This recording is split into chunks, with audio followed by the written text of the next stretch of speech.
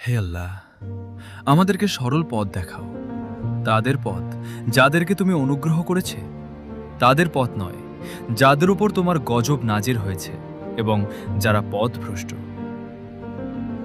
হে আমাদের রব, আমাদেরকে দুনিয়াতে কল্যাণ দাও এবং আখিরাতেও কল্যাণ দাও, আর আমাদেরকে জাহান্নামের আযাব থেকে রক্ষা করো।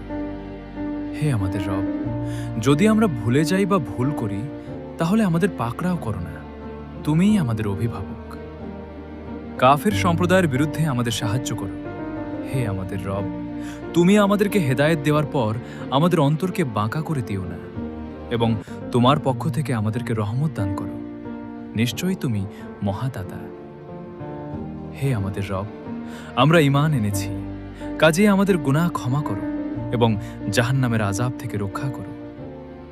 হে আমাদের রব, আমরা নিজেদের উপর জুলুম করেছি, যদি তুমি আমাদের ক্ষমা না করো এবং রহম না করো, তবে আমরা অবশ্যই ক্ষতিগ্রস্তদের অন্তর্ভুক্ত হব। তুমি ছাড়া কোনো ইলাহ নেই, তুমি পবিত্র। নিশ্চয়ই আমি জালিমদের অন্তর্ভুক্ত ছিলাম। হে আমার রব, আমার বুক প্রশস্ত করে দাও, আমার কাজ সহজ করে দাও, এবং আমার জিহ্বার জড়তা দূর করে দাও, যাতে তারা আমার কথা বুঝতে পারে। হে আমাদের রব, আমাদের উপর এমন বোঝা চাপিও না যেমন তুমি আমাদের পূর্ববর্তীদের উপর চাপিয়েছিলে।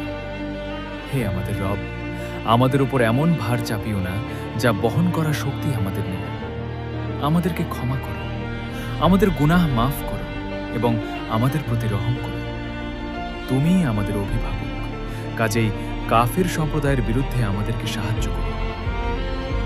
হে আমার রব, আমাকে, আমার পিতা মাতাকে, যারা মুমিন হয়ে আমার ঘরে প্রবেশ করে তাদেরকে, এবং সব মুমিন পুরুষ ও নারীকে ক্ষমা করো, আর জালিমদের ধ্বংস ছাড়া আর কিছু বাড়িয়ে দিও না।